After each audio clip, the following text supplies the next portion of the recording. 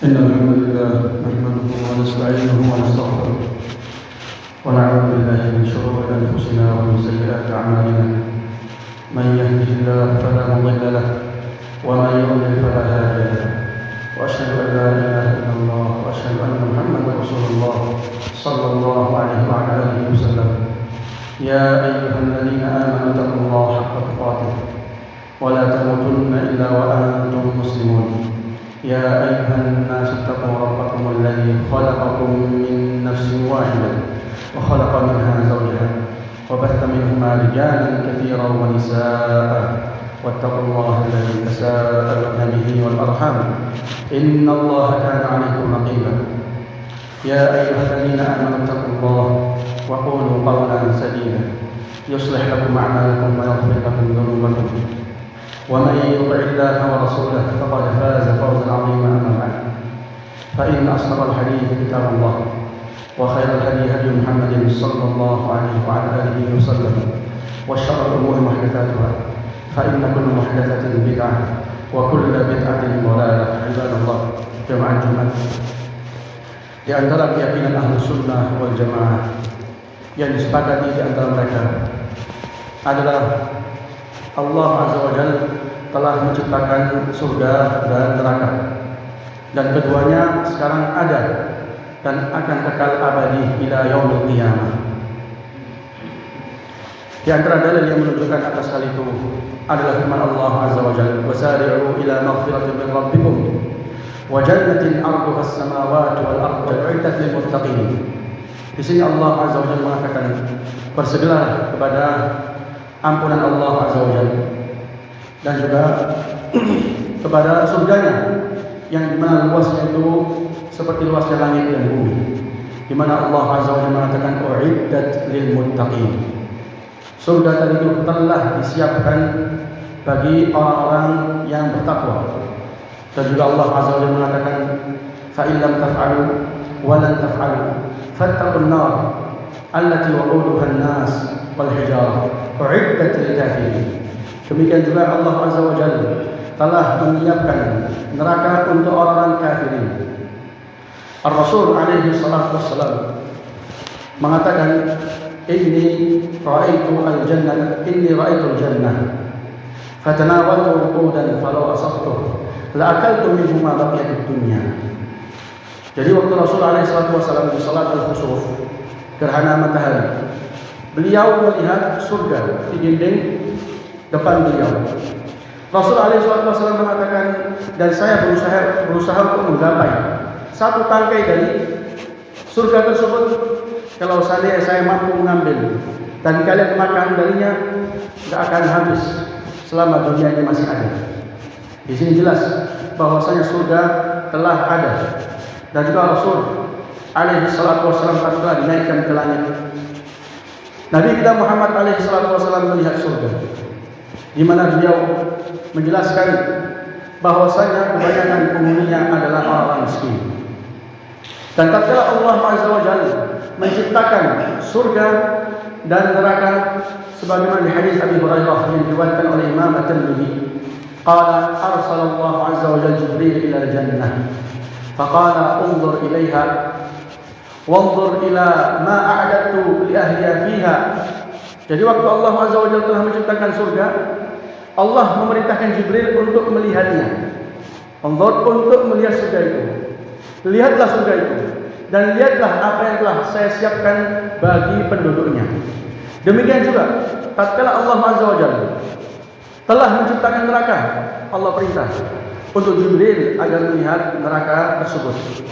Maka ini di antara hal yang telah disepakati oleh Ahlus Sunnah wal Jamaah. Ada yang neraka dan juga ada yang surga, sekarang juga sudah ada neraka. Baik, di antara dalil adalah apa yang Allah Azza wa Jalla sebutkan untuk Nabi kita Adam, di mana Allah Azza wa Jalla telah memerintahkan beliau dengan istrinya untuk tinggal di dalamnya. Di antara sifat yang Allah Azza wa Jalla sebutkan, innaka alla tajua fiha wa la ta'ra wa annaka la tadma'u fiha wa la tadha. Jadi engkau wahai Adam, apabila tinggal di dalamnya, tidak akan lapar, tidak akan haus. engkau tidak akan telanjang, tidak akan juga terkena panasnya sinar matahari. Ini tidak terjadi kecuali di jannah yang hakikat. Tatkala kaum mukminin di hari kiamat meminta kepada para nabi agar diberikan syafaat untuk dibukakan bagi mereka pintu surga. Yang pertama kali mereka datangi adalah nabi kita Adam. Maka Adam mengatakan, wa hal akhrajakum minal jannah illa khati'atu abikum. Bukankah tidak ada yang mengeluarkan kalian dari surga kecuali kesalahan bapak kalian? Maka surga yang ditempati oleh Nabi Adam dan juga istrinya adalah surga hakikat, surga yang telah Allah Azza wa Jalla janjikan bagi kaum mukminin. Ibadallah, di antara sifat surga yang agung adalah surga ini memiliki bau yang sangat harum, di mana ini salah satu kenikmatan yang Allah Azza wa Jalla berikan bagi penduduk surga. Bau surga yang sangat harum ini, yang sangat semerbak, mampu dicium dari jarak yang sangat jauh. Ini salah satu kenikmatan penduduk surga. Sampai Rasulullah SAW mengatakan, walau anna mar'atan min ahli jannah tala'at ala ahli al-ardh lama la'at ma bainahuma ta'adha'at ma bainahuma wala mala'athu riha wala nasifuha ala rasiha khairun min ad-dunya wa ma fiha. Kata Rasul SAW, kalau seandainya salah seorang perempuan dari penduduk surga datang ke bumi, maka kata Nabi SAW akan menerangi apa yang ada di langit dan juga di bumi, dan akan terpenuhi bumi tersebut dengan bau yang sangat wangi. Kata Nabi SAW, khimarnya, penutup kepalanya perempuan dari penduduk surga itu lebih baik daripada bumi dan juga seisinya. Inti dari hadis ini, Rasul SAW mengatakan, wala mala'athu riha.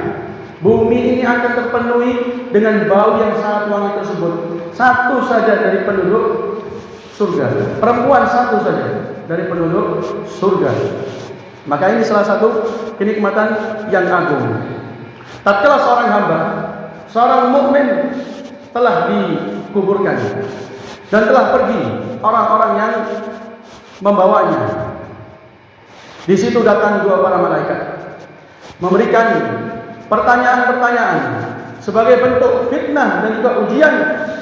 Tatkala seorang hamba itu kokoh dan mampu menjawab bahwa Tuhan dia adalah Allah, Nabi dia adalah Muhammad, dan agama dia adalah Islam, nada munadin minas sama'an sadaqa abdi. Ada panggilan dari arah langit, panggilan dari langit, hamba-Mu telah jujur. Maka Rasul SAW mengatakan, fa'afrishuhu lahu minal jannah, fa'afrishuhu lahu minal jannah, waqsuhu lahu minal jannah, waftahu lahu baban minal jannah. Maka tatkala hamba itu kokoh, maka yang diberikan bagi dia adalah berikan tikar dari surga, berikan pakaian dari surga, bukakan bagi dia pintu dari surga, fayatihi min ruhiha wa tibiha. Maka telah datang atau mendatanginya angin dan juga bau yang sangat harum dari surga tersebut. Fayusah lahu fi qalbihi maddal basar. Kemudian Allah Azza wa Jalla meluaskan kuburan tersebut sejauh mata memandang. Maka di sini jelas bagi kita bahwasanya di antara kenikmatan yang Allah Azza wa Jalla anugerahkan untuk penduduk surga adalah bau yang sangat harum. Nabi kita Muhammad alaihi salatu wasallam itu menjelaskan ada di sana beberapa kelompok yang Allah Azza wa Jalla haramkan atas mereka harum yang wangi, bau yang wangi dari arah surga, di mana bau tersebut mampu dicium dari arah yang sangat jauh. Akan tetapi di sana ada beberapa kelompok yang Allah Azza wa Jalla haramkan atas mereka untuk mencium bau tersebut. Di antara mereka adalah orang-orang yang mencari ilmu bukan karena Allah Azza wa Jalla, akan tetapi dia inginkan dari mencari ilmu atau mengajarkannya atau membaca Quran atau mengajarkannya hanyalah balasan di dunia, hanyalah ganjaran di dunia, hanyalah suatu kenikmatan yang sementara. Rasul alaihi salatu wasallam mengatakan di hadis Abi Hurairah radhiyallahu taala anhu, "Man talaba al-ilm la yanbaghi an yutlabu illa lillah. La yatlubuhu illa liyusiba bihi 'aradan min ad-dunya la yajid 'arfal jannah." Jadi tatkala seseorang mencari ilmu yang seharusnya tidak dicari kecuali karena Allah, akan tetapi dia mencari ilmu tersebut untuk mendapatkan sedikit dari kenikmatan dunia, la yajid 'arfal jannah. Dia tidak akan mendapatkan bau wangi surga. Ini salah satu kelompok yang Allah Azza wa Jalla haramkan atasnya mencium bau wangi dari surga. Yang diwajibkan atas seseorang adalah mencari ilmu untuk wajah Allah Azza wa Jalla, demi meraih ridha Allah Azza wa Jalla, untuk mengangkat kebodohan darinya, kemudian kebodohan dari orang lain. Di sana ada 3 kelompok, di mana Rasulullah SAW mengatakan mereka lah akan diputuskan pertama kali dari kiamat. Yang pertama adalah orang yang mati syahid. Yang kedua, orang yang mencari ilmu, orang yang mengajarkan ilmu, maka Allah Azza wa Jalla mendatangkannya dari kiamat. Fayu'arifuhu ni'amah. Faqala madza 'amilta biha? Qala talabtul ilm wa ta'allamtu wa 'allamtu wa qara'tul Qur'ana bi. Kata orang ini, saya mencari ilmu, mengajarkannya, membaca Quran hanya untukmu. Maka kata Allah Azza wa Jalla, kadzabta, walakin ta'allamta al-ilm wa 'allamta li'an yuqal 'alim. Wa qara'ta al-Quran li'an yuqala lak qari' wa qad qil fasuhiba 'ala wajhihi thumma rumiya 'ala wajhihi fi an-nar jahannam. Maka tatkala dia mengaku bahwa dia itu ikhlas karena Allah Azza wa Jalla, Allah mendustakannya, di mana dia tidak mencari ilmu kecuali karena ingin mendapatkan pujian, ingin dikatakan seorang alim, ingin dikatakan seorang ustaz, ingin dikatakan seorang syekh, dan juga tatkala dia membaca Quran ingin dikatakan seorang qari. Maka Allah Azza wa Jalla memerintahkannya untuk ditarik dan diseret di atas wajahnya, kemudian dilempar ke neraka jahanam. Maka wajib atas seorang muslim tatkala dia ingin mendapatkan ganjaran yang agung, di antaranya mampu untuk mencium bau surga, adalah mengikhlaskan ibadah, yaitu mencari ilmu hanya karena Allah Azza wa Jalla. Di antara kelompok yang dimana Allah Azza wa Jalla haramkan atasnya untuk mencium bau harum dari surga adalah mereka-mereka yang Allah Azza wa Jalla berikan bagi mereka kepemimpinan, kemudian mereka mengkhianati rakyat mereka, masuk dalamnya presiden, masuk dalamnya menteri, masuk dalamnya wali kota, masuk dalamnya ketua RW, ketua RT, dan semua mereka-mereka yang Allah Azza wa Jalla berikan kepemimpinan, mengetuai suatu kelompok, suatu organisasi, kemudian dia mengkhianati, tidak menunaikan amanat, tidak memberikan haknya sesuai dengan perintah Allah Azza wa Jalla. Maka ancaman bagi orang yang demikian adalah Allah Azza wa Jalla haramkan atasnya bau surga. Qala alaihi salatu wassalam, masara Allah Azza wa Jalla ra'iyatan ala 'abd falam yuhibhu bi nasihah la yajid ra'ihatal jannah. Tatkala Allah Azza wa Jalla mewakilkan, memberikan suatu kepemimpinan, kemudian dia tidak memberikan nasihat, tidak memberikan arahan, tidak menunaikan amanat, maka kata Rasulullah SAW tidak akan mendapatkan bau surga. Ini bentuk kepemimpinan ini masuk dalamnya suatu negara yang besar, atau suatu kota, atau bahkan dalam rumah seorang bapak menjadi pemimpin. Masuk juga dalam hadis ini.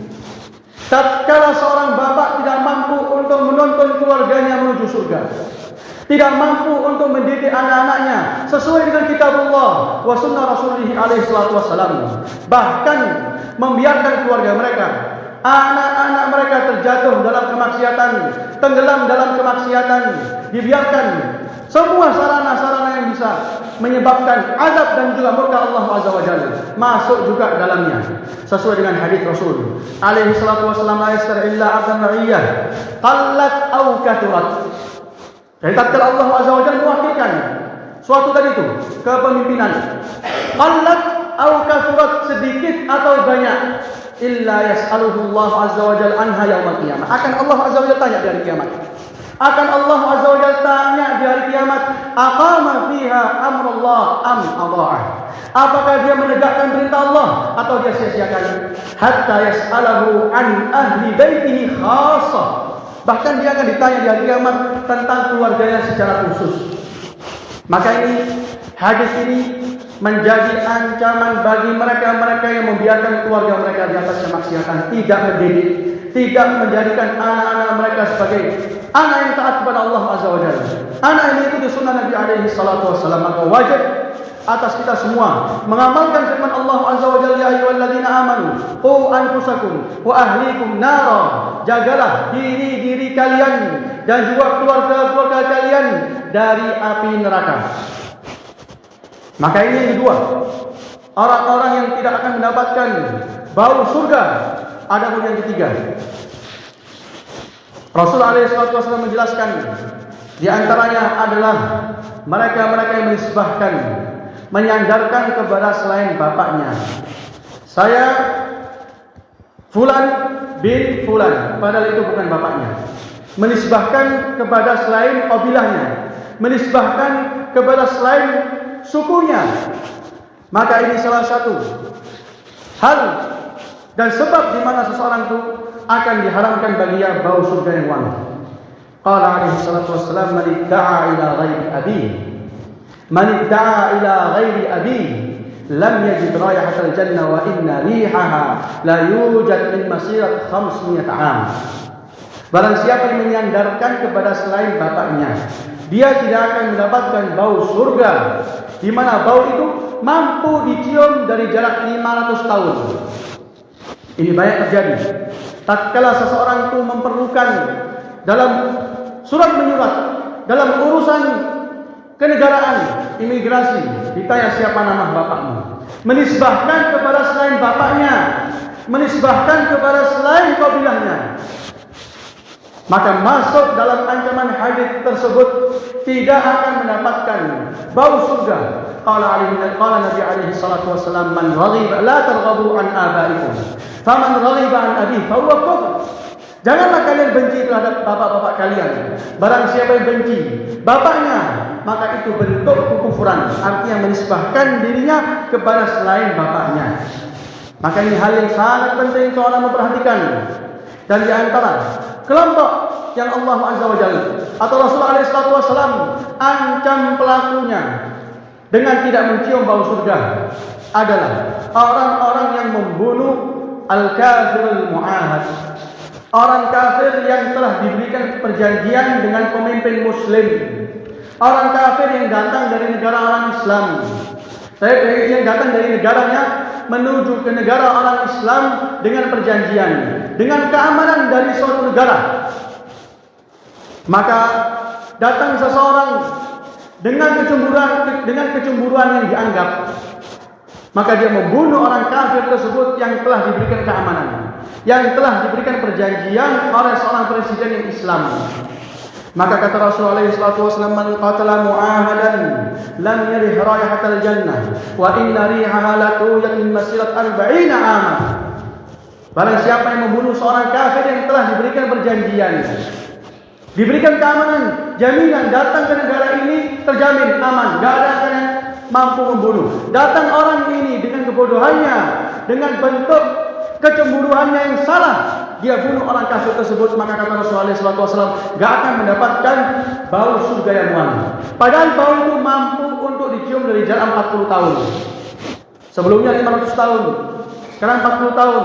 Nanti di hadis lain tidak ada penentuan bilangan. Kata para ulama, itu tergantung dengan perbuatan, itu tergantung dengan keadaan orang masing-masing.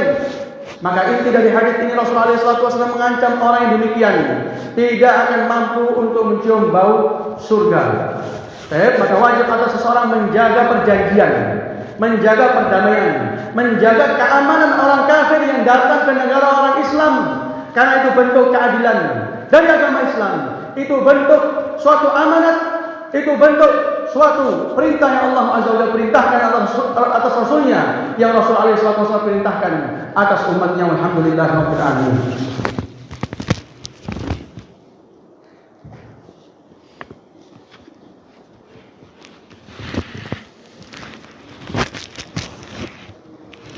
Alhamdulillah, wassalatu wassalamu ala Rasulillah wa ala alihi wa sahbihi wa sallam, amma ba'd. Di antara sebab yang menghalangi dan diharamkannya seseorang dari mencium bau surga adalah suatu yang sangat remeh. Banyak di mana orang itu terjatuh di dalamnya, yaitu tatkala orang merubah warna rambutnya dan menjadikannya warna hitam, mengecat hitam, menyemir hitam.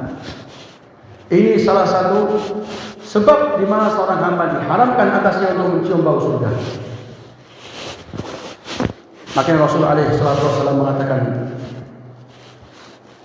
tatkala datang Abu Bakar Siddiq dengan bapaknya, dalam keadaan bapaknya itu rambutnya putih, janggutnya putih. Qala alaihi salatu wassalam, ghayyiru hadha, ay rubahlah ini uban tadi itu, rambut putih itu rubahlah, wa jannibus sawad, dan jauhilah warna hitam, jauhilah warna hitam.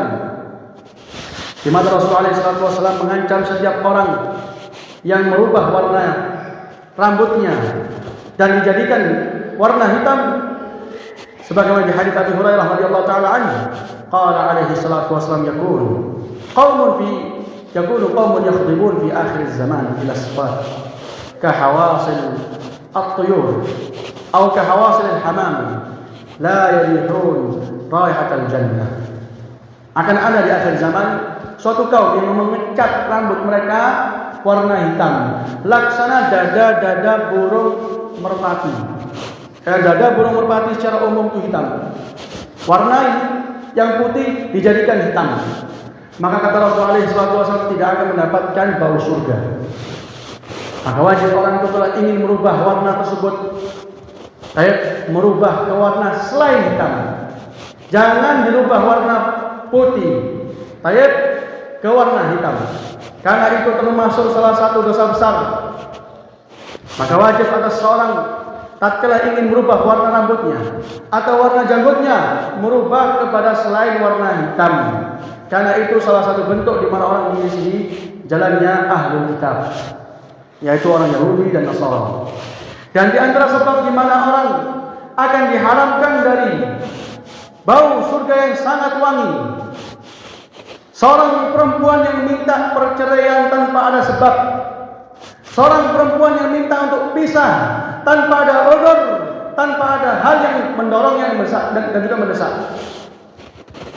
Di mana Rasulullah SAW mengatakan, la tas'alul mar'ah zawjaha talaqan min ghairi ma ba'sin illa aw haramun fa haramun alaihi raihatul jannah. Tidaklah seorang perempuan yang meminta dari suaminya cerai min ghairi ma ba'sin, tidak ada di sana sebab, tidak ada di sana tuh faktor yang bisa mendorongnya untuk meminta cerai. Suaminya masih di atas istiqamah, suaminya masih menegakkan salat, suaminya masih menjaga etika dan adab, suaminya masih tetap menjaga perintah Allah dan juga Rasulnya, masih menegakkan hak seorang istri. Kapan keadaan suami demikian dan tetap seorang istri minta cerai, imma dikarenakan di sana ada adu domba, atau dia menginginkan suami lebih tampan, lebih kaya dari hal yang lain, banyak sebabnya. Maka kata Rasulullah SAW, haramun alaihi raihatul jannah, haram atas perempuan tersebut untuk mencium bau surga. Karena dengan perbuatan seperti ini dia akan mengorbankan yang namanya rumah tangga. Terlebih kalau rumah tangga itu terdiri dari anak, terdiri dari keturunan, maka dampak negatifnya lebih besar. Oleh karena itu datang syariat menutup pintu ini dengan ancaman yang berat, yaitu diharamkan atasnya untuk mencium bau surga. Dan di antara sebab di mana seseorang diharamkan atasnya untuk mencium bau surga adalah tatkala seorang perempuan itu berdandan, berhias dengan tata cara yang diharamkan oleh syariat. Tatkala seseorang membiarkan atau menumpuk ikatan rambutnya hingga nampak lebih menonjol, laksana puluh unta. Di sini Kejadian ini termasuk hal yang sangat banyak, di mana Rasul alaihi wasallam pada hakikatnya belum melihat kejadian ini di zaman beliau. Qala alaihi wasallam, "Sayfani min ahli nar lam arahuma qat." Sayfani min ahli nar lam arahuma qat. Dua kelompok tergolong dari penduduk neraka. Saya tidak pernah melihatnya. Adapun yang pertama, qaumun ma'ahum siyaq ka'adnabil baqar yadribuna bihan nas. Yang pertama adalah suatu kaum yang memiliki cambuk seperti ekornya sapi, dengannya mereka memukul manusia, dengannya mereka membalimi manusia, membalimi masyarakat yang menuntut hak mereka, menuntut dengan cara yang benar. Akan tetapi datang dari utusan suatu kelompok atau utusan dari negara membawa alat-alat untuk membalimi manusia. Ini salah satu kaum yang Rasul alaihi wasallam vonis sebagai penduduk neraka. Adapun yang kedua, nisaun kasiyat ariyat ma'ilat mumilat ru'usuhun ka'asnibatil bukhtil ma'ilah la yadkhulul al-jannah wa la yajidna rihaha wa inna rihaha la tujad min masirati kada wa kada. Ini yang kedua. Seorang perempuan atau sekelompok perempuan, mereka pakai baju tapi telanjang. Oke, pakai baju tapi telanjang. Bagaimana bisa digambarkan seorang perempuan pakai baju tapi telanjang? Artinya pakai baju yang dimana baju itu tidak bisa menutup aurat, tidak bisa menutup kecantikan dari perempuan tersebut. Seakan-akan pakai baju seperti orang yang masih belum memakai baju. Kasiyat ariyat, pakai baju tapi pada hakikatnya tidak memakai baju. Inilah bahaya yang terjadi di zaman kita, di mana seorang perempuan keluar dari rumahnya dalam keadaan celana yang sangat pendek, baju yang sangat rendah, yang di atas semakin turun, yang di bawah semakin naik. Ini banyak terjadi. Qala alaihi wasallam, ma'ilat mumilat. Perempuan ini ma'ilat, condong dari ketaatan. Mumilat, dan mengajak perempuan lain untuk condong juga dari ketaatan, untuk menjauhi ketaatan. Apa balasan orang seperti ini? Apa balasan perempuan yang seperti ini? Gak akan masuk surga, tidak akan mendapatkan bau wangi surga. Di mana bau itu bisa didapatkan oleh seseorang dari jarak yang demikian dan demikian. Maka ini wajib atas seorang bapak untuk mendidik anaknya. Terlebih adalah seorang perempuan, di mana seorang perempuan adalah suatu fitnah yang agung, suatu fitnah yang besar, di mana Rasul alaihi wasallam mengatakan, "Ma taraktu ba'di fitnatan ya Allah al-rijal min nisa." Enggak ada fitnah yang lebih berat, lebih besar atas seorang laki-laki dari fitnah perempuan. Bahkan Bani Israel, suatu kaum yang dimana Allah Azza wa Jalla unggulkan di zaman mereka, hancurnya mereka di antara sebabnya dikarenakan perempuan.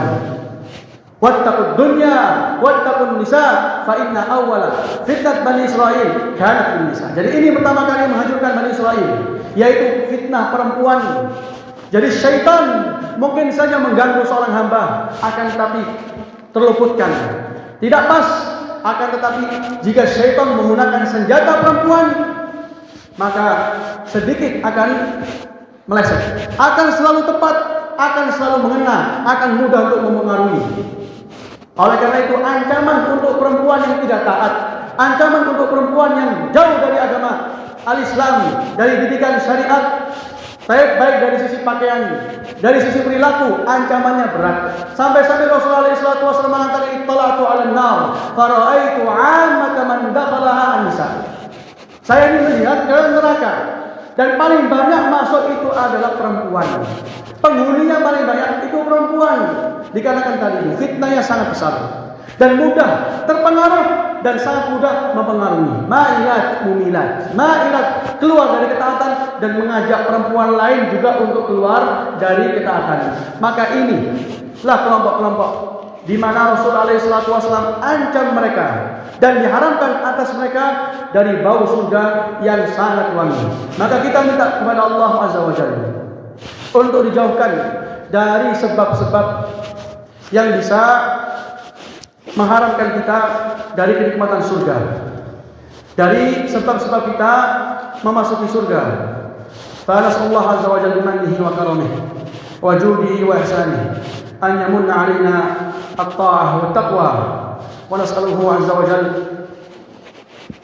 حسن الختام وحسن الممات والحمد لله رب العالمين.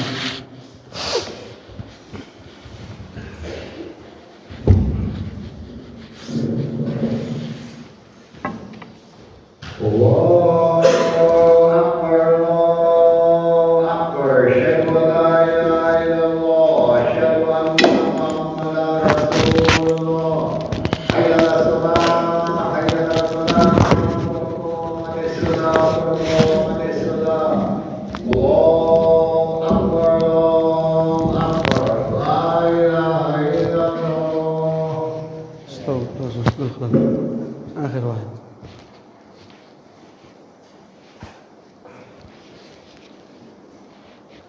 الله